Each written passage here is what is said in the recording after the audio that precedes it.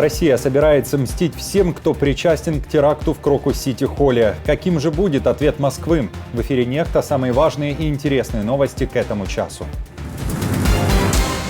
Масштабный удар по Крыму. В Севастополе атакован узел связи Черноморского флота и 2 больших десантных корабля. Давайте понимать, что сезон бавовны, который мы анонсировали, не закрывается, не сворачивается. Россия атаковала запад Украины десятками ракет. Оккупанты заявляют об ударе по силам НАТО і істребителям F-16. Накопичення відбулося, підготовка ракетоносіїв відбулася, спланована робота. Активность российских войск на территории Беларуси. Украина готовится к возможному наступлению. На території Білорусі залишається певна кількість російських військових. Всем привет, друзья! Для того, чтобы правда доходила до еще большего количества людей, крайне важна активность и интерес каждого из вас. Лайки, комментарии, подписки и репосты помогают нашим видео оставаться в тренде, а вы и сотни тысяч других пользователей всегда в курсе актуальных и важных событий. Именно о них сейчас и расскажем. Оккупанты совершили очередную массированную атаку украинских городов. На этот раз большую часть ракет направили на запад страны. После полуночи в воздушное пространство Украины зашли первые дроны типа «Шахед», и уже ближе к 4 утра ПВО начала уничтожать российские ракеты, запущенные 14 самолетами стратегической авиации из района аэродрома Энгельс. Воздушные силы Украины сообщают, что уничтожить удалось 18 крылатых ракет из 29 запущенных. Очевидно, что 11 достигли своих целей. Кроме того, сбиты были 25 из 28 дронов «Камикадзе». Основным местом удара стал город Стрий во Львовской области. Ночью вражеские шахеды и ракеты атаковали объект критической инфраструктуры во Львовской области. Возник пожар, на месте работают пожарные. По состоянию на этот час информация о пострадавших не поступала. Z-пропагандисты атаковали информпространство сразу несколькими версиями того, что же было поражено во Львовской области. По их мнению, был это и некий перевалочный пункт НАТО, либо же аэродром, где могли находиться истребители F-16. В российском Минобороны своя версия, говорят, что били по местам сборки и испытаний без экипажных катеров. В ВСУ эту информацию не подтверждали. Кроме того, что уже точно известно, так это то, что во время этой атаки одна из ракет России залетела в воздушное пространство Польши, говорят в оперативном командовании страны. В Варшаве в Министерстве иностранных дел потребовали от России объяснений. Объект влетел в польское пространство в районе населенного пункта Осердов, Люблинское воеводство, и находился в воздухе в течение 39 секунд. На протяжении всего полета за ракетой наблюдали военные радарные системы. Сегодня ночью были задействованы все необходимые процедуры для обеспечения безопасности воздушного пространства Польши. Были задействованы в частности польская и союзная авиация. Уже утром оккупанты вновь ударили по Львовской области, на этот раз кинжалами. По сообщениям военной администрации, были повторные попадания по объекту критической инфраструктуры, который россияне атаковали ночью. ВСУ говорят, что в целом ракеты и дроны сбивались над 8 областями Украины. В Киевской области местные жители показывали последствия ракетной атаки, в частности остатки российских ракет.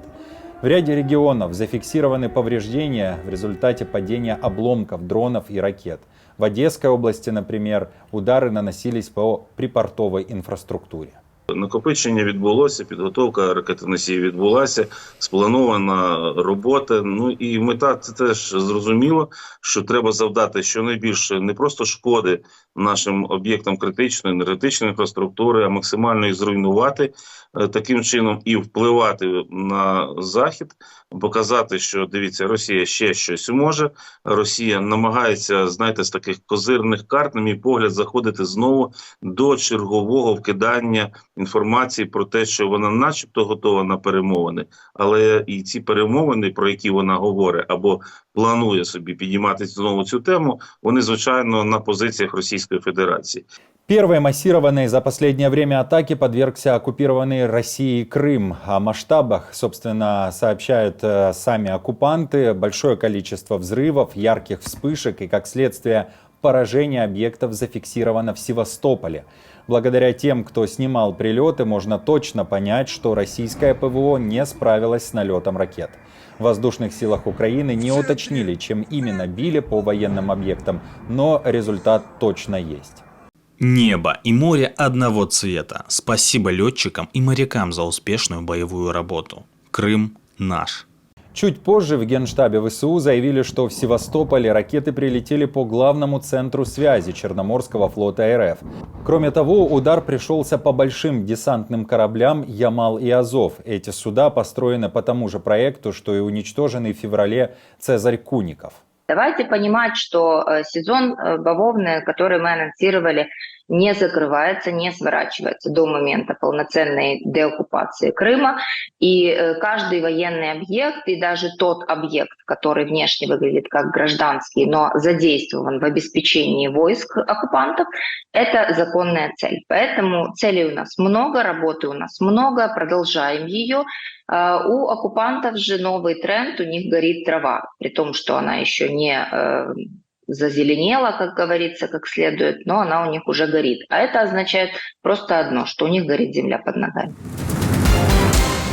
В сети продолжают появляться новые кадры, снятые во время атаки террористов на Крокус-Сити-Холл. В частности, на ресурсах, которые связаны с исламским государством, появилось видео от первого лица.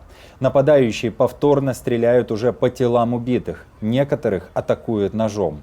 Полностью видео мы не можем показывать здесь. Детальную информацию вы всегда можете найти в нашем телеграм-канале. Кроме того, слышны переговоры между вооруженными людьми. Они восхваляют Аллаха. На момент записи выпуска известно о 133 погибших и 152 пострадавших. В воскресенье в России общенациональный траур. В Совете национальной безопасности США заявили, что никакого украинского участия в нападении на Крокус не было, и полную ответственность за смерти людей несет ИГИЛ. Дело ведь в том, что в принципе контролировать такие процессы, как террористическая организация ИГИЛ, ее афганское крыло, они обязаны были. Потому что в Таджикистане, я хочу напомнить, находится самая большая воинская база Российской Федерации вне пределов России.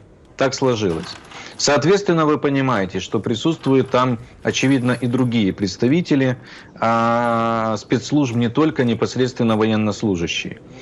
Но почему-то они это упустили. Более того, они упустили создание целой сети организаций в России террористической, которая сейчас создала подпольный халифат и которая сейчас планирует дальнейшие теракты, которые могут произойти на территории России в разных городах в ближайшее время. И об этом предупреждают, опять же, такие Соединенные Штаты. Москва же пытается обвинить в случившемся Киев. Захаровой, в частности, очень не нравится заявление Эдриан Уотсон, которое и говорит о причастности исламского государства к этому теракту. Поэтому, пока следствие по теракту в Крокус-Сити-Холл не завершится, любая фраза от Вашингтона, оправдывающая Киев, должна рассматриваться как улика. Ведь финансирование террористической деятельности киевской ОПГ американскими либеральными демократами и участие в коррупционных схемах семьи Байдена длятся уже много лет. После событий в Крокусе в Госдуме уже заговорили о возвращении смертной казни в стране. Тем временем фактически об этой смертной казни говорит и Медведев. Он обещает, что РФ будет отвечать по принципу око за око, зуб за зуб. Обещает месть всем, так, собственно, и пишет, всем, но без конкретики. Мы отомстим за каждого. И все, кто причастен вне зависимости от страны происхождения и статуса, отныне наша легальная и главная цель. Ждите, ублюдки. The Telegraph сообщает, что в Лондоне предостерегли Путина от использования терактов в Подмосковье как повода для усиления войны против Украины. Там вновь повторили, что нет никаких доказательств причастности Киева к событиям в Крокус-Сити-Холле.